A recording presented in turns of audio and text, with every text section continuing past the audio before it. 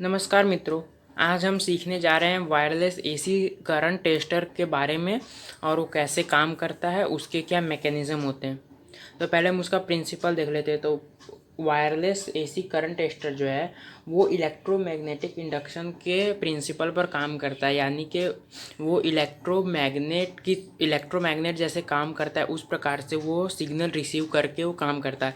आगे जब हम उसकी सर्किट देखेंगे तब हम समझ जाएंगे कि वो किस तरह से काम करता है।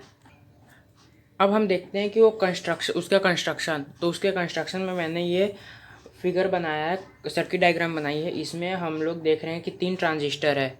तो ये जो ट्रांजिस्टर है इसको हम लोग कहते हैं ये जो ट्रांजिस्टर जिस हिसाब से लगे हुए हैं इसको हम कहते हैं डार्लिंगटन पेयर। अगर आप नेट पे सर्च करते हैं तो उसके बारे में आएगा। तो जो डार्लिंगटन पेयर में जो होता है वो सिग्नल को एम्पलीफाई बहुत ज़्यादा कर देता है। अगर हम मान लेते हैं कि अगर ये जो अपना ट्रांजिस्टर है इसका अगर बीटा गेन बीटा है, करंट गेन अगर बीटा है, यानी कि अगर ये हम इसके आईसी मतलब इधर बेस पर 10 मिली एम्पियर देते हैं तो ये जो कलेक्टर से करंट लेगा वो 10 इंटू बीटा करंट लेगा। तो वैसे करके ये बीटा होता है। तो इसका मान लेते हैं हम बीटा है, बीटा 1। उसी प्रकार दूसरे का मान लेते हैं बीटा 2 और तीसरे का मान लेते हैं बीटा 3। तो जो डार्लिंगटन पेयर में करंट गेन टोटल होता है beta T is equal to सबका प्लस हो जाएगा, मतलब मल्टीप्लाई हो जाएगा सबका। ये जो डार्लिंगटन पेयर में सबका मल्टीप्लाई हो जाता है। तो अब हम यहाँ देख रहे हैं कि इसके जो बेस में, यानी कि इसका जो आखिरी ट्रांजिस्टर है इसके बेस में एक एंटीना लगा हुआ है।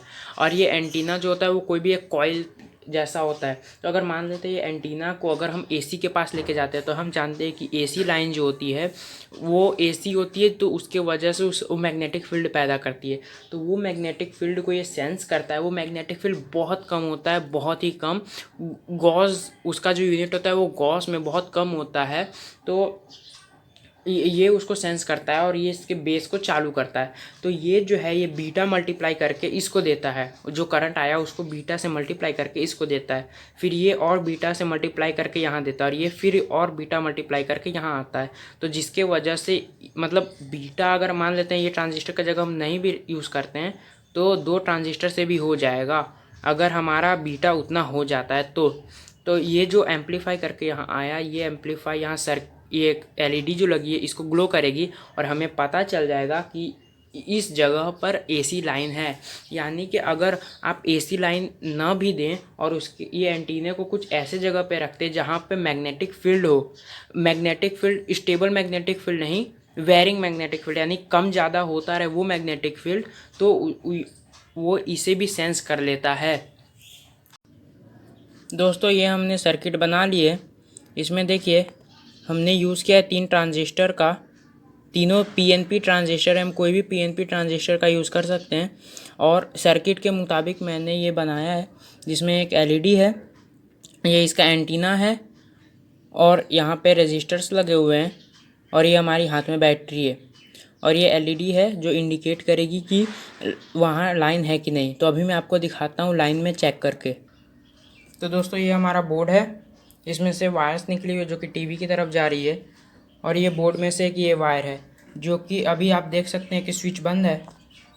आप देख सकते हैं इसका स्विच बंद है। मैं आपको लाइन चेक करके भी दिखा दूँ, कोई लाइन नहीं है इसमें भी और इसमें भी।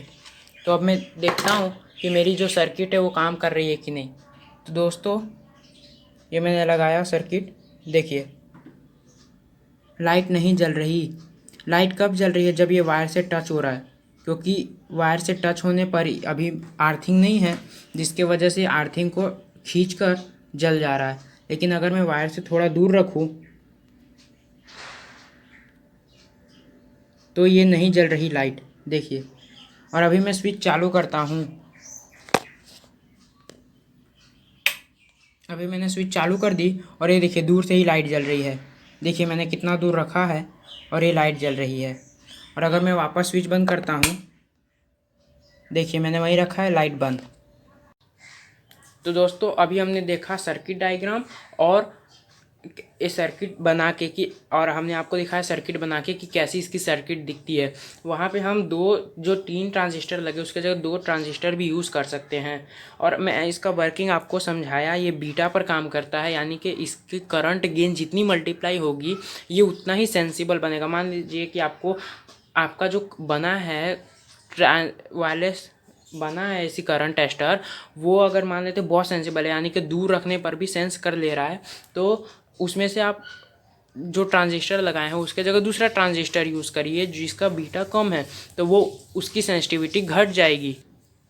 और इसकी जो वर्किंग है, ये वर्किंग इलेक्ट्रोमैग्नेटिक पे ही ये काम करता है कि इलेक्ट्रिक फील्ड होती है, उसके वजह से मैग्नेटिक फील्ड होती है, वेरिंग मैग्नेटिक फील्ड, यानी कम ज़्यादा होती रहती है मैग्नेटिक फील्ड।